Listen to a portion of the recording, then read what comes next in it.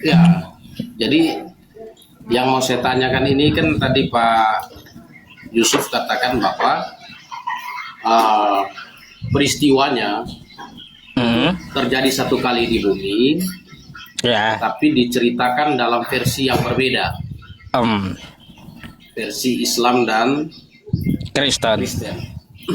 Nah, saya jadi penasaran, saya pengen tahu di versi Islam mengenai Isa, di versi Islam itu hidup pada masa kehadiran dia itu pada masa zaman pemerintahan siapa, Pak?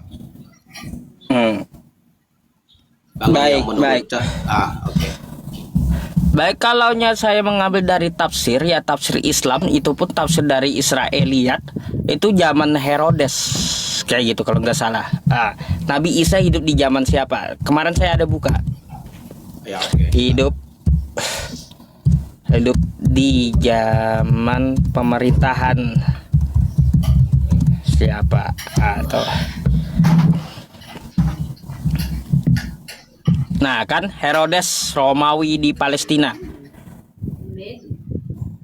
Oh, jadi di Palestina, Herodes. Hmm.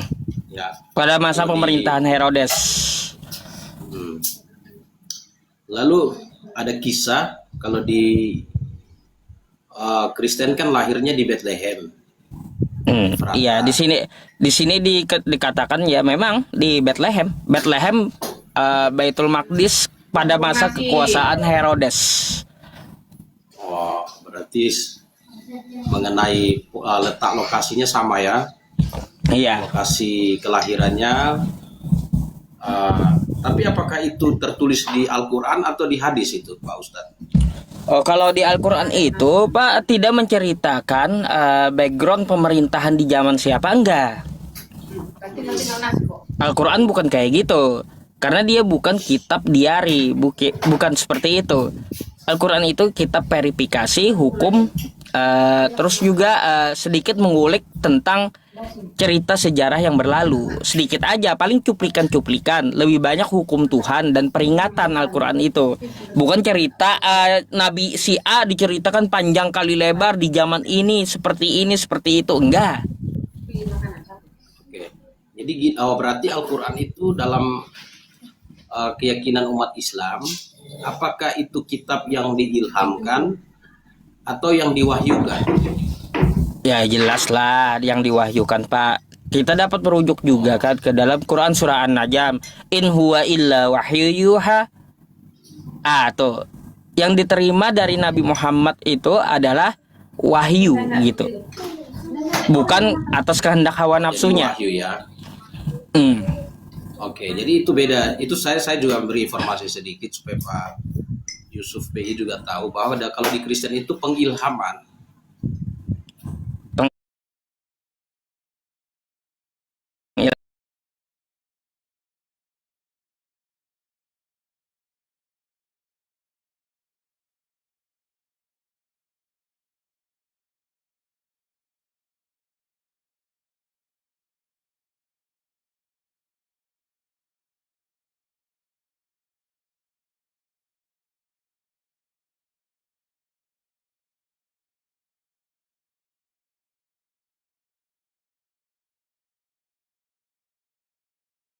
Proses proses pewahyuan itu ada 3 tahap dalam Kristen.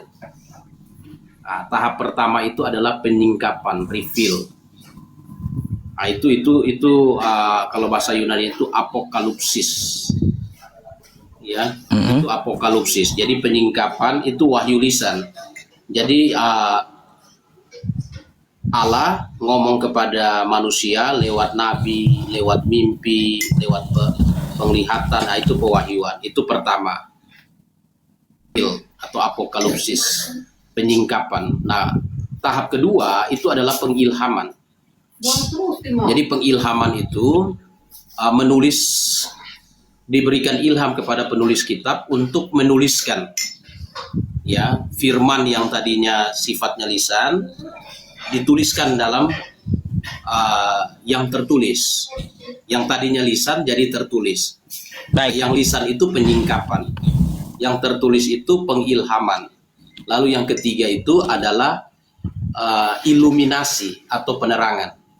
Jadi penerangan itu saat ini kalau kita dalam iman Kristen, ketika membaca kitabnya, orang Kristen itu harus ada penerangan.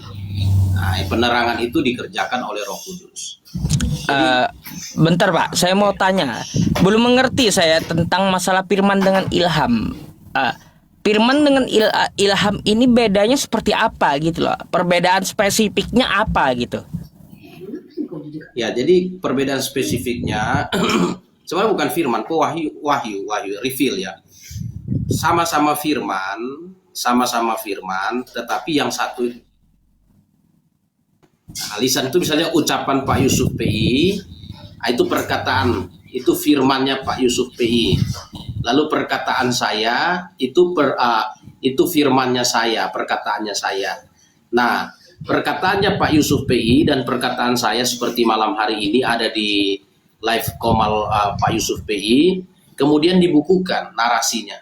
Nah, pada waktu dibukukan menjadi satu tulisan, maka orang yang menulis itu harus mendapat ilham. Nah, ilhamnya itu yang berasal dari, kalau kitab kami melihatnya sebagai pengilhaman. Nah, jadi Lukas menulis berdasarkan ilham yang berasal dari Allah. Sehingga catatan mengenai narasi-narasi peristiwa, kami yakin itu semua benar. Karena itu ilhamnya berasal dari Allah. Jadi diyakini semuanya benar. Baik, sekarang sebelum bertanya lebih jauh gitu, coba kita merujuk ke Yohanes 17 nomor 8 tuh.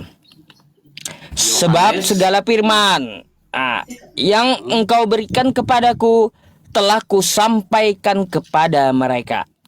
Di sini Yesus mendapat firman gitu. Nah, mendapat firman ini seperti apa prosesnya, di mana dan kapan gitu? Yohanes 17 nomor 8. Oke. Sebab segala firman yang engkau sampaikan kepadaku telah kusampaikan kepada mereka, dan mereka telah menerimanya. Mereka tahu benar bahwa aku datang daripadamu, dan mereka percaya bahwa engkaulah yang telah mengutus aku. Ya, jadi suaranya masuk ya. Yang dimaksud Pak Yusuf PI dengan ayat ini bagaimana? Pertanyaannya. Ya, itu firman yang diterima oleh Yesus itu seperti apa? Di mana dan kapan, bentuknya kayak gimana gitu, nggak ada keterangan lebih lanjut. Ya, sebenarnya kan gini, Yesus ya di Yohanes pasal 14 ayat yang ke-10 itu menjelaskan tentang proses itu. Jadi Yohanes 14 ayat 10 bilang begini, tidak percayakah engkau bahwa aku di dalam Bapa dan Bapa di dalam aku? Apa yang aku katakan kepadamu tidak aku katakan, ini perkataan. Ya, jadi ini, apa yang aku katakan kepadamu tidak aku katakan dari diriku sendiri. Apa yang aku katakan kepadamu tidak aku katakan dari diriku sendiri, tetapi Bapa yang diam di dalam aku, dialah yang melakukan pekerjaannya. Nah, jadi itulah. Ya, jadi Yesus dan Bapa dua pribadi yang berbeda tapi hakikatnya sama. Gitu. Jadi itu kalimatnya. Bukan Pak, bukan masalah pribadi yang saya bahas. Yang saya bahas di sini ketika Yesus terima firman. Sebab segala firman yang engkau berikan kepadaku, di sini ada penerima, ada pemberi. Ya. Kayak gitu konteksnya, ada penerima, ada pemberi. Ya. Nah, firman yang diberi ini seperti apa? Terus kapan dan di mana? Di manakah pertemuannya gitu? Kalau Bapak tadi kan menceritakan tentang masalah doktrin atau doktrinnya kekristenan bahwa Yesus dan Bapak itu adalah satu hakikat pribadi. Terus yang firman yang datang kepada Yesus ini, yang diberikan kepada Yesus, itu kapan? Terjadi di mana? Dan seperti apa gitu. Karena itu konteksnya apa? Di situ ada pertemuan, ada yang diberi, ada yang memberi. Ya, jadi Gitu. oke, saya paham. Jadi kapan memberinya? Kapan Ya, kapan iya. memberinya kan dan kapan ya waktunya kapan. Nah, makanya di Yohanes 10 ayat 14 ini jelaskan bahwa ya, jadi Yohanes 14 ayat 10, tidak percayakah engkau bahwa aku di dalam Bapa dan Bapa di dalam aku? Apa yang aku katakan kepadamu tidak aku katakan dari diriku sendiri. Jadi itu satu kesatuan mengenai pemberian, kapan diberinya, itu dalam kekekalan. Jadi ini Berarti nggak berarti nggak ada jadi- tenggat waktu gitu. ya, peristiwanya itu tidak masuk dalam kronologis. Tetapi ada di dalam kairos. Kalau di dalam bahasa Yunani itu kan waktu ada dua. Waktu kronologis itu dari bahasa Yunani kronos, dan waktu kairos. Di dalam kekekalan. Ya, jadi di dalam kekekalan itu dalam Ulangan pasal 29 ayat 29, hal-hal yang tersembunyi itu hanya bagi Tuhan. Nah, tetapi di sini dia menyingkapkan. Dia singkapkan di sini bagaimana kesatuan itu.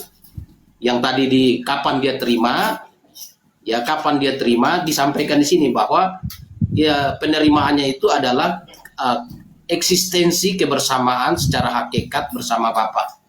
Nah, makanya di sini dikatakan apa yang aku katakan kepadamu tidak aku katakan dari diriku sendiri. Nah, itu apa yang aku katakan kepadamu tidak aku katakan dari diriku sendiri. Melainkan dia mendengar. Bukan mendengar diriku sendiri, tetapi Bapa yang diam di dalam aku, dialah yang melakukannya. Jadi suara Yesus itu suara Bapa. Perkataan Yesus itu perkataan Bapa. Sorry Pak, saya bantah dulu. Kalau Ya, bukan silakan. didengar, karena ada di dalam Yohanes 5 nomor 30 ya, kayak gini bunyinya. Kata Yesus, aku tidak dapat berbuat apa-apa dari diriku sendiri. Aku menghakimi sesuai dengan apa yang aku dengar. Berarti ada yang memberitahu Yesus. Ada orang lain atau eksistensi lain yang memberitahu Yesus. Ya. Sehingga dia mendengarkan di telinganya. Kan gitu. Yohanes pasal 5 nomor 30. 5 nomor 30. Kalau Anda katakan bahwa Yesus dan Bapa satu ya di dalam kekekalan, dia tidak mendengar dari siapapun. Lalu di Yohanes 5 nomor 30, Yesus itu ada mendengar dari orang lain gitu, dari eksistensi lain. Jadi aku tidak dapat berbuat apa-apa dari diriku sendiri. Aku menghakimi sesuai dengan apa yang aku dengar, dan penghakimanku adil. Sebab aku tidak menuruti kehendakku sendiri, melainkan kehendak Dia yang mengutus aku. Nah, ini ada yang didengar Yesus tuh. Enggak ada kata mendengar di sini, Pak. Oke, ada. Jadi gini, aku tidak dapat berbuat apa-apa dari diriku sendiri. Aku menghakimi sesuai dengan apa yang aku dengar, dan penghakimanku adil, sebab aku tidak menuruti kehendakku sendiri, melainkan kehendak Dia yang mengutus aku. Jadi ini siapa yang didengarkan Yesus? Jadi ini jadi eksistensi ini pribadi, menyatakan pribadi bahwa Yesus dan Bapa itu pribadi yang berbeda. Pribadi yang berbeda, tetapi di dalam menghakimi, penghakiman mereka itu ya walaupun dalam pribadi yang berbeda, Yesus punya kehendak, Bapa punya kehendak, tapi Yesus menghakimi ya berdasarkan kehendak ilahi. Dia dengar dari siapa gitu loh, Pak? Iya, makanya kan nggak ngerti saya. Tadi Anda menjelaskan kepada saya begini, saya nggak ngerti. Yesus katanya sahakekat dengan Bapa, kan kayak gitu. Karena dia di dalam Bapa, Bapa di dalam dia, kan kayak gitu. Kata Anda dia tidak mendengarkan dari yang lain, kayak gitu. Artinya waktu dia ngomong menyampaikan firman, itulah firman dari Bapa, kan gitu. Nah, sekarang saya tunjukkan ada Yesus mendengar dari orang lain, eksistensi lain. Padahal kan dia udah satu tuh dengan Bapa, dengan Bapa yang di sorga. Dia adalah Bapa, Bapa adalah dia. Lalu kenapa lagi dia menghakimi mendengar eksistensi yang lain lagi? Sebentar. Dia adalah Bapa dan Bapa adalah dia. Bapa di dalam dia. Oke, kalau Bapa di dalam dia, dia di dalam Bapa, Bapa di dalam dia. Bapa di dalam dia itu kan ada diucapkan Yesus. Artinya kan menurut Anda, pemahaman Anda itu kan satu pribadi hakikatnya, kan kayak gitu. Nah, pribadi yang satu hakikat, pribadi yang sama. Sekarang saya mau tanya, kenapa dia menghakimi malah mendengar eksistensi yang lain lagi gitu? Ya, jadi gini. Jadi di Yohanes 14 tadi ayat 10 sebenarnya sudah menjelaskan bahwa semua tindakan-tindakan yang dilakukan Yesus, baik itu tindakan perkataan, itu tindakan ilahi. Nah, kalau tindakan ilahi, berarti semua tindakan yang dilakukan itu adalah tindakan yang dilakukan atas tujuan yang sama dari tiga pribadi dalam hakikat yang sama. Begitu. Jadi ya maksudnya gimana maksudnya? Jadi di sini gini. Nggak ngerti saya. Iya, serius nggak ngerti, bingung saya jadinya. Jadi gini, ini kan tiga pribadi, tapi satu hakikat. Artinya kalau Yesus, ya dia di sini dalam penghakiman, kalau Yesus dia tidak mengucapkan seperti yang diucapkan dalam Yohanes 5 ayat 30, berarti di sini Yesus tidak mengucapkan kalimat seperti ini dalam penghakiman, berarti Yesus itu punya hakikat yang berbeda, pribadi yang berbeda, dan hakikat yang berbeda daripada Bapa dan Roh Kudus. Jadi sebentar, ini kalau dia tidak mengucapkan seperti kalimat yang di Yohanes 5 ayat 30, tetapi karena mereka sehakikat dalam tiga pribadi, maka ketika Yesus mengambil satu keputusan atau satu penghakiman, itu tidak didasarkan kepada semata-mata pribadinya sendiri, tetapi terikat dalam hakikat yang sama. Hakikatnya sama, jadi Yesus mengambil tindakan itu dalam hakikat yang sama, ya, dalam pribadi yang berbeda. Artinya dia dan Bapa pribadi berbeda, dia dan Roh Kudus pribadi yang berbeda. Hakikatnya sama dalam setiap ucapan, dalam setiap tindakan yang dilakukan Yesus itu terikat dalam hakikat yang sama. Jadi tidak terlepas dari hakikat itu. Sehingga yang dilakukan Yesus itu berasal dari Bapa. Berasal dari Bapa. Jadi itu semua satu terikat dalam hakikat yang sama. Pada waktu menciptakan manusia, contoh dalam Kejadian pasal 1 ayat 26, marilah kita menjadikan manusia menurut gambar dan rupa Allah. Ya, jadi situ marilah kita, berarti terjadi suatu interaksi. Marilah kita, musyawarah. Tiga pribadi ini musyawarah dalam hakikat yang sama, menciptakan manusia. Itu jadi kalimat penghakiman ini Yohanes 5 ayat 30, ya, Yesus ini ngomong secara pribadi, tapi diikat dalam hakikat yang sama. Jadi tindakan, ucapan, dan ajaran Yesus itu terikat dalam hakikat ilahi. Gitu. Begitu. Kalau waktu Yesus ditangkap tentara Romawi, waktu disalibkan, berarti Bapak ikut kesalib gitu? Nah, jadi gini. Bagus pertanyaan Pak Yusuf. Jadi di dalam Filipi pasal 2 ayat 6 dan 8 itu dijelaskan tentang posisi Yesus pada waktu peristiwa penyaliban. Filipi 2 ayat 6 sampai 8 dia bilang gini. Ya, yang walaupun dalam rupa Allah, ya, Filipi 2, saya harus baca Pak supaya kalimatnya tepat. Filipi 2 ayat 6. Saya ini berusaha untuk memahami teman-teman, makanya saya dengarkan gitu. Gimana maksud ceritanya gitu loh. Iya. Nah, sebenarnya bingung saya.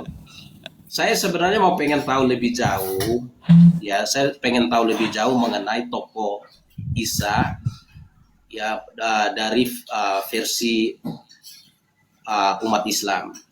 Kan tadi kan ada dikatakan bahwa itu peristiwa yang sama, tetapi diceritakan dalam versi yang berbeda dari dua agama. Nah, kalau Islam, ya versinya itu bahwa Isa itu anak Maryam binti Imran. Kalau di Alkitab kami, dalam iman Kristen, Maryam anak Amran itu saudara perempuan Harun. Kalau Maryam anak Amran itu saudara perempuan Harun, jarak hidupnya dengan Yesus itu cukup jauh. Jadi Maria dan Maryam. Nah, ini kan kita lihat fakta historis. Tadi ada kesamaan ya, cuman kan tidak dicatat di Al-Qur'an. Ya, dicatat di Al-Qur'an. Bentar, Bapak ini pindah kemana gitu omongannya? Saya nggak ngerti jadinya. Nah, dari pertanyaan awal saya, sebenarnya kan Pak Yusuf PI mengiring saya untuk keluar dari statement awal kita tadi sebenarnya.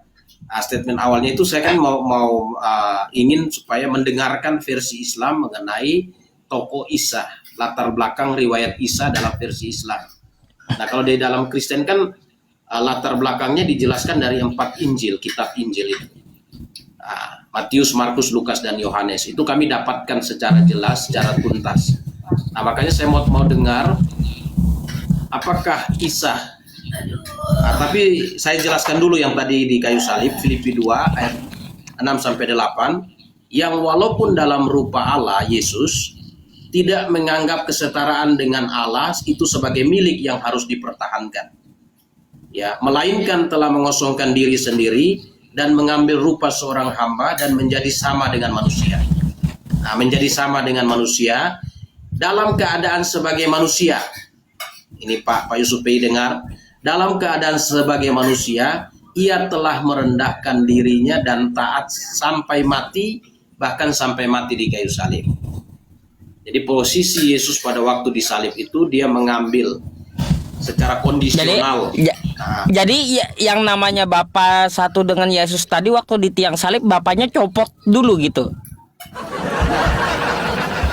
Nah, bingung saya Pak jadinya. Iya, kemana itu Bapak? Apakah copot dulu Bapaknya atau kayak gimana jadinya? Iya. Ini Pak Yusuf PI, Bapak, ya, di dalam 1 Korintus 8 ayat 6 itu menarik ya. 1 Korintus 8 ayat 6 supaya ini cuman Pak Yusuf PI gimana nih? Saya mau tanya mengenai Isa dalam versi Islam. Kalau saya ditanya terus jadi saya nggak punya kesempatan. Gak apa-apa, nanti Bapak silakan nanya aja, gak apa-apa. Oke. Jadi dalam 1 Korintus 8 ayat 6, namun bagi kita hanya ada satu Allah saja, yaitu Bapa. Oke. Hanya ada satu Allah saja, yaitu Bapa, yang daripadanya berasal segala sesuatu dan yang untuk Dia kita hidup. Dan satu Tuhan saja, yaitu Yesus Kristus, yang olehnya segala sesuatu telah dijadikan dan yang karena Dia kita hidup. Jadi, namun bagi kita hanya ada satu Allah saja, yaitu Bapa. Nah, Bapa, Allah, dalam konsep keyakinan iman Kristen, ya, Yohanes 4 ayat 24, Allah itu roh. Nah, hakikatnya itu roh. Iya, bingung saya Pak. Jadi gini, hakikat itu roh. Makanya di Filipi itu bilang gini, walaupun dalam rupa Allah tidak menganggap milik, ya, keilahiannya itu untuk dipertahankan, kosongkan diri, menjadi sama seperti seorang hamba, menjadi sama seperti seorang manusia, bahkan dalam kondisinya sebagai manusia dia telah merendahkan diri dan taat sampai mati di kayu salib. Itu Yesus. Ya, jadi apa terpisah atau tidak? Yang namanya itu tidak dikurung oleh waktu. Tidak dikurung oleh waktu, tidak dikurung oleh tempat. Dia itu hakikat yang ilahi. Itu seperti kayak di gini.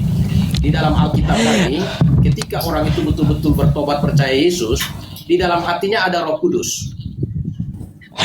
Dalam hatinya ada Roh Kudus.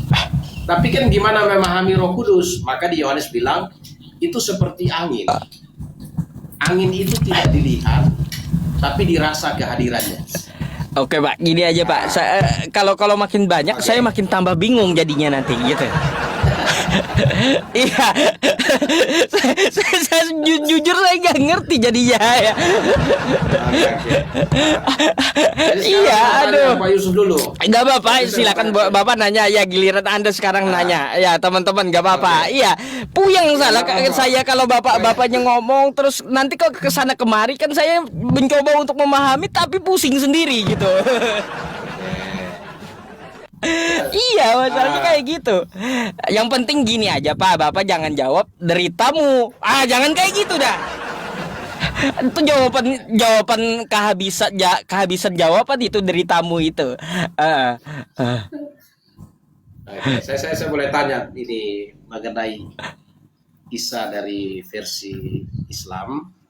Mungkin Pak Yusuf bisa jelaskan sedikit tentang mulai dari titik awal kelahirannya, lalu apakah dalam konsep Islam itu Isa itu Maryam binti Imran yang Muslim itu, apakah pada waktu dia hamil Isa, ya, dari versi Islam, apakah dia itu sudah bertunangan, apakah ada tunangan atau tidak? Baik Pak. Silakan, Pak. Jadi tentang masalah Nabi Isa, tentang Maryam dulu diceritakan dia mengandung gitu ya tanpa suami. Ya. Kalau cerita Yusuf itu nggak ada pada Al-Quran, nggak disebutkan, nggak disentuh sama sekali gitu. Tapi dijelaskan bahwa Maryam itu dia atas kehendak Tuhan melahirkan seorang anak laki-laki, yang mana anak laki-laki itu akan menjadi utusan Tuhan gitu. Ada ayatnya di dalam Quran surah Maryam. Berkaitan tentang yang Anda sedikit singgung tadi, ya ukhta Harun maka kana abuki imra'a sau'i wa ma kanat ummuki baghiya. Hai perempuan saudaranya Harun, kan gitu. Itu menandakan kayak gini, Pak. Ya, orang di zaman dulu, orang-orang Yahudi menisbatkan nasabnya itu kepada orang yang lebih alim dari pendahulunya. Itu kebiasaan Yahudi. Jadi nggak perlu heran kalaunya ada tulisan Maryam saudara Harun. Padahal kan Maryam hidup di zaman Yesus, sedangkan saudara Harun itu kan kata saudara Harun di zamannya Nabi Musa. Kan kayak gitu. Berapa tahun tuh jaraknya? Yang dimaksud saudara Harun artinya mereka masih satu keturunan garis dari Bani Israel gitu. Itu yang dimaksud. Bukankah para nabi terdahulu atau orang-orang terdahulu dari Yahudi itu menisbatkan orang yang soleh dari nasab mereka? Contoh di kitab Bapak juga ada Matius 1 pasal 1. Inilah silsilah Yesus Kristus, anak Daud. Kalau kita lihat Yesus dengan Daud enggak sejaman.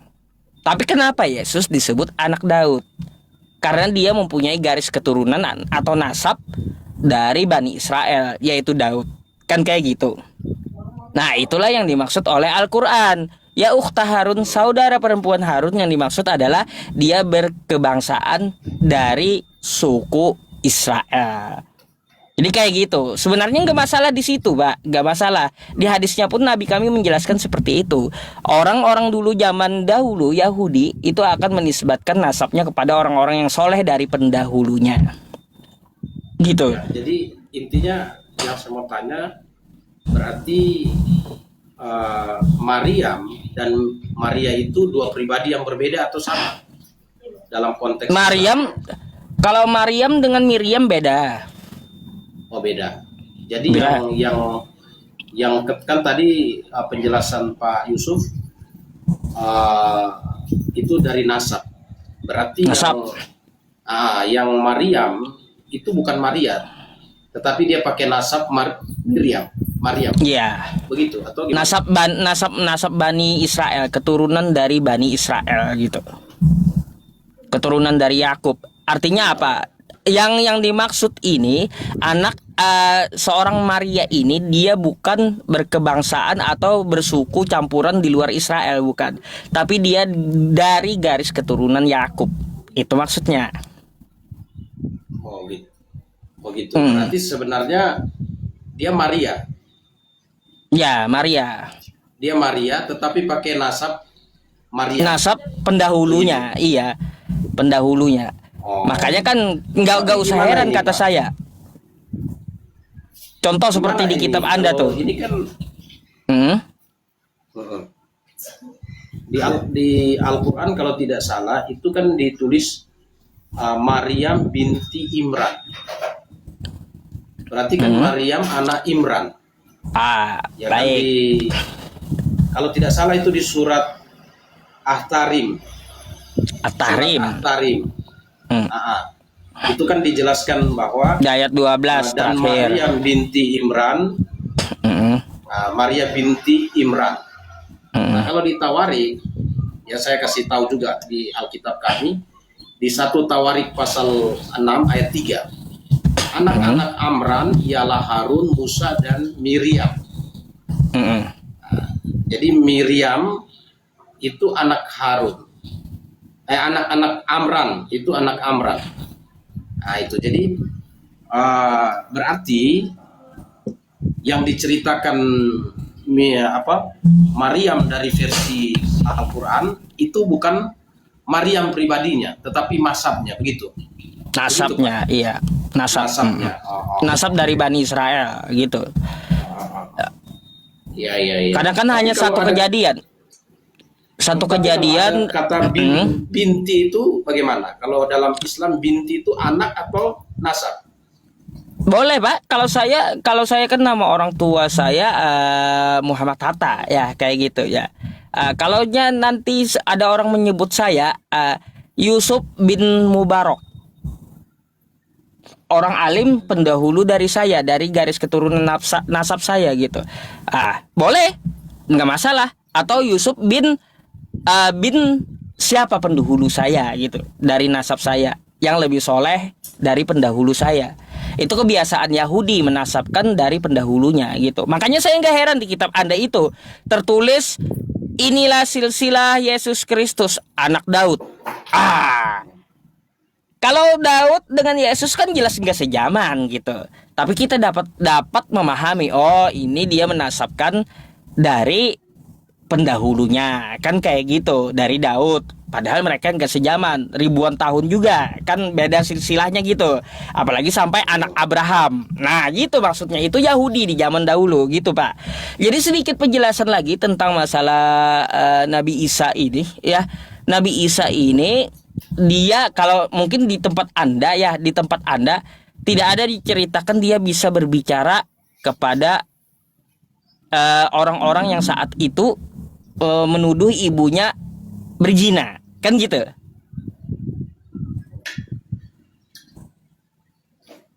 Nggak ada ya? Tidak ada. Kalau di Al-Quran ada diceritakan Pak asyarat ilaih qalu kaifa nukallimu man kana fil mahdi sobiyya. Lihat nih anak nih ya, anak nih yang ngomong. Lalu Nabi Isa yang kecil dalam gendongan tadi ngomong, qala inni abdullah, sesungguhnya aku ini hamba Allah, atani alkitaba, dia memberiku kitab Injil, wa ja'alani nabiyya, dan menjadikan aku seorang nabi. Itu pembelaan Nabi Isa terhadap ibunya yang dituduh berzina gitu. Nah, jadi Maryam itu kami anggap adalah orang yang betul gitu. Dia adalah hamba Tuhan yang betul, bukan seorang pezina, bukan keturunan dari pezina. Apalagi kan sampai ya disebut garis keturunan dari zina, bukan? Oke, jadi yang berikut gini. Ini kita diskusi Pak ya. Jadi Ya. kalau kalau kalau di Kristen penceritaan dari kitab Injil, Matius, Markus, Lukas, Yohanes itu kan mereka saksi peristiwa. Nah, artinya mereka saksi peristiwa, bahkan itu rasul-rasul yang hidup sejaman dengan kehadiran Yesus Kristus. Nah, jadi mereka saksi mata, mereka saksi peristiwa. Nah, apakah di dalam versi Isa Quran itu yang menceritakan ini, apakah ada saksi mata atau saksi peristiwanya? Nah, ini kita diskusi, maksudnya supaya saya bisa tahu lebih jauh. Ya tadi saya ada tangkap perbedaan selama ini seperti Maryam binti Imran, ternyata itu bukan orangnya tetapi nasabnya dalam versi Islam. Nah, ini saya tangkap ya. Nah, makanya saya mau tahu apakah penceritaan Isa dalam versi Islam itu diceritakan oleh saksi mata atau itu cerita yang diterima dari turun-temurun. Baik. Jadi itu murni pewahyuan, Pak. Murni pewahyuan. Kalau kita menanyakan siapa menjadi saksi pewahyuan ketika Tuhan menciptakan langit dan bumi, siapa ya saksi pencipta langit dan bumi? Kan kayak gitu jadinya pertanyaannya. Nggak ada kan orang yang bisa lihat saksi, siapa yang menyaksikan ketika langit dan bumi diciptakan? Nggak ada manusia yang lihat kan. Tapi bumi dan langitnya tetap ada juga, jadi kan kayak gitu. Nah, kalau murni pewahyuan nggak bisa kita jadikan sebagai apa? Sebagai bahan untuk untuk membantah, nggak bisa. Kalau pewahyuan ya kita nggak perlu pertanyakan saksinya siapa gitu. Karena apa? Banyak wahyu yang tidak bisa kita saksikan ya kejadiannya, contoh seperti langit dan bumi. Itu kan pewahyuan. Allah menciptakan langit dan bumi. Kalau kita tanya ini wahyu, siapa saksinya? Nggak ada, kan gitu. Di situ. Jadi kalau untuk masalah yang seperti itu, Al-Quran itu adalah kitab verifikasi apakah betul gitu di zaman dulu Nabi Isa itu dilahirkan, bagaimana kehidupannya secara cuplikan, Mbak, bukan seperti biografi atau biodata satu buku kayak gitu, enggak, tapi hanya sebuah cuplikan. Jadi kalau Anda ingin mengetahui apakah yang sama dalam Al-Quran, maka itu akan kami akui gitu.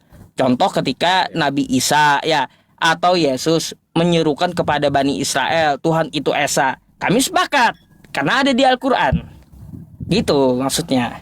Oke, jadi intinya bahwa yang versi Islam, peristiwa tentang Isa yang diyakini umat Islam itu berdasarkan wahyu.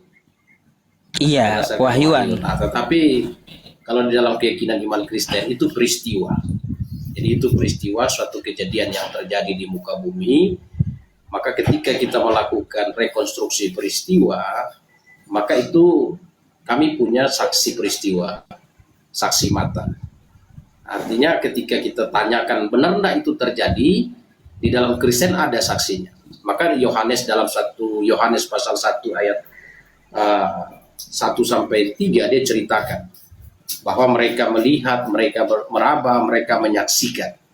Mereka saksi mata, saksi peristiwa yang menceritakan tentang Yesus Kristus.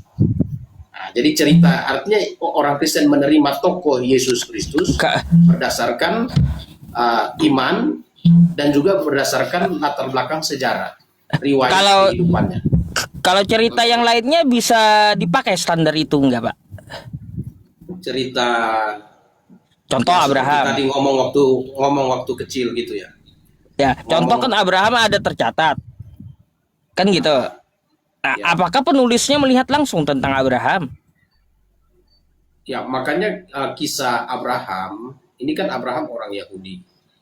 Orang Yahudi, dan orang Yahudi itu kan sudah mengenal baca tulis dari zaman Abraham. Di kebudayaan Mesir semuanya Abraham itu kan bapaknya orang Yahudi lah ya, di atas orang Yahudi, Abraham, Ishak, Ya. Yakub dan seterusnya. Tapi di masa mereka itu mereka sudah mantap di dalam hal baca tulis. Baik, Ya. itu nggak masalah. Nah, Yang saya maksud nah, ketika diterakan ke kitab Anda, adakah dari penulis kitab Anda itu melihat langsung kejadian bagaimana hidupnya Abraham? oh ya baik. Mengenai Abraham itu, makanya kami bilang itu pengilhaman. Waktu Musa menuliskan itu berdasarkan ilham. Artinya kan kita Artinya, nggak bisa kita pertanyakan Oke, saksinya, kan gitu. Nah, tetapi kan gini, mengenai tokoh Abraham kan, tokoh Abraham ini kan tidak ada istilahnya gini, tokoh Abraham ini baik Kristen maupun Islam sepakat tentang kehadiran dia. Tetapi mengenai Yesus dan Isa ini kan ada perbedaan versi, perbedaan penceritaan. Nah, kalau Kristen menerima kesaksian cerita dari saksi mata, saksi peristiwa. Nah, makanya seperti peristiwa penyaliban. Kalau di versi Islam kan beda. Yang Beda. disalib. Oke. Nah, saya mau tanya dulu.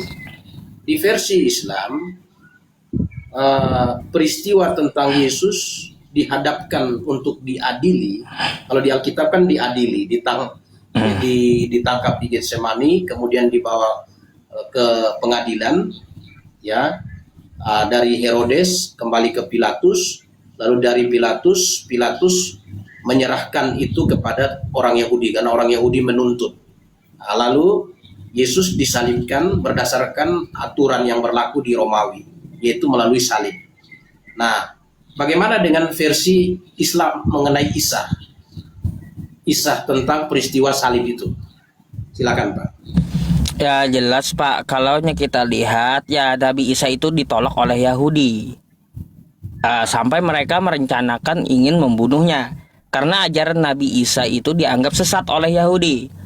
Quran surah An-Nisa ayat 157, wa qaulihim inna qatalna al-masiha Isa bin Maryam Rasulullah wa ma qataluhu wa ma salabuhu walakin syubbiha lahum. Kan kayak gitu. Mereka berkata, orang-orang Yahudi itu, mereka telah menangkap Nabi Isa utusan Allah, anak Maryam utusan Allah. Padahal kata Allah, wa ma qataluhu, mereka tidak membunuhnya, wa ma salabuhu, mereka tidak menyalibnya, walakin syubbiha lahum, tetapi diserupakan atas mereka. Habis itu kemana Nabi Isa? Maka ayat selanjutnya barrafa'ahu Allahu ilaih, dia naik ke hadirat Allah, diambil Allah. Jadi kalau kita lihat ya, kalau menurut kitabnya Bapak bahwa Yesus atau Nabi Isa itu dia tersalib, sedangkan menurut Al-Quran dia tidak tersalib, ini pasti ada salah satu yang salah. Betul gak? Gak mungkin benar dua-duanya. Oke. Kan gitu ya.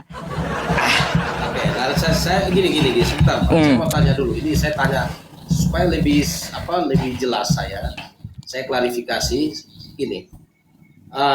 Di dalam keterangan Bapak tadi bahwa bukan dia yang ditangkap. Jadi perubahan diri dia atau wujud dia itu terjadi pada waktu peristiwa di mana? Baik. Oke. Di situ kan tidak dirincikan, Pak ya. Tapi kalau kita melihat walakin syubbiha lahum, itu banyak penafsiran. Ada yang menafsirkan ya diserupakan atau digantikan dengan Yudas Iskariot. Ya. Itu kan kalau kita kaji di Bible juga ada mengarah ke situ. Terus ya kalau kita lihat dia waktu Nabi Isa atau Yesus itu diutus ke muka bumi, di dalam kitab Bapa saja dia bisa merubah rupanya sendiri. Wajahnya dia dapat berubah-ubah gitu. Wajah Yesus itu tertera di dalam Markus dan beberapa di dalam Matius. Kan salah satu mukjizatnya dia bisa merubah rupanya sendiri gitu. Terus yang ketiga, apakah ada disebutkan sebuah nama oleh Al-Quran diserupakan dengan siapa? Jawabannya tidak ada disebutkan oleh Al-Quran sebuah nama, Pak. Nggak ada. Lalu kenapa tidak disebutkan sebuah nama? Karena coba kalau kita lihat di Quran surah Az-Zukhruf ayat 63-nya ya, walamma ja'a Isa bil bayyinat qala qad ji'tukum bil hikmah wali ubayyina lakum ba'dalladzi takhtalifuna fi fattaqullaha wa ati'un. Jadi sengaja Allah tidak menyebutkan sebuah nama biar Nabi Isa sendiri nanti yang menjelaskan kepada mereka dengan siapa Nabi Isa itu diserupakan. Jadi tugas Nabi Isa menjelaskan pada waktu dia turun kedua kalinya nanti. Jadi memang dirahasiakan. Gitu. Oh, jadi gitu. Jadi gini, Pak. Di dalam sejarah kekristenan itu abad pertama akhir ada ajaran yang seperti diyakini umat Islam. Yaitu ajarannya itu Gnostic Docetism. Gnostic Docetism ini percaya bahwa pada waktu Yesus disalib, itu dia tidak disalib karena Yesus itu langsung diangkat. Karena Yesus menggunakan tubuh mayat. Nah, ini yang dilawan oleh Rasul Yohanes dalam surat 1, 2, 3 Yohanes. Nah, ada. Kalau pendapat di Islam itu ada, Pak. Pendapat ulama dari Syi'i itu. Cuma kami nggak pakai itu. Lemah pendapat yang seperti itu. Nah, itu kalau di Kristen itu sudah ada kelompok Kristen yang abad pertama akhir ya, abad pertama itu Gnostic Docetism. Nah, jadi Yesus yang datang itu tidak menggunakan tubuh jasmani, tubuh daging, tapi menggunakan tubuh maya. Maka di surat 2 Yohanes pasal 7 itu, jika seorang tidak mengaku Yesus datang sebagai manusia, maka dia dianggap penyesat. Nah, itu karena itu melawan ajaran Gnostic Docetism. Nah, itu abad pertama akhir setelah masa gereja. Oke lah Pak Yusuf ya, saya kira ini pelajaran juga, maksudnya supaya kita bisa comparekan. Nah, mengenai peristiwa penyaliban, seperti tadi, kekristenan sangat yakin karena itu diceritakan oleh saksi peristiwa, saksi mata, saksi peristiwa, dan itu dipegang sebagai kebenaran. Nah, saya kemarin diskusi dengan teman Muslim juga, ternyata di Muslim itu konsep tentang iblisnya, ya konsep tentang iblis itu diceritakan bahwa iblis itu diciptakan dari api, betul tuh Pak ya? Al-Kahfi 50, iya betul.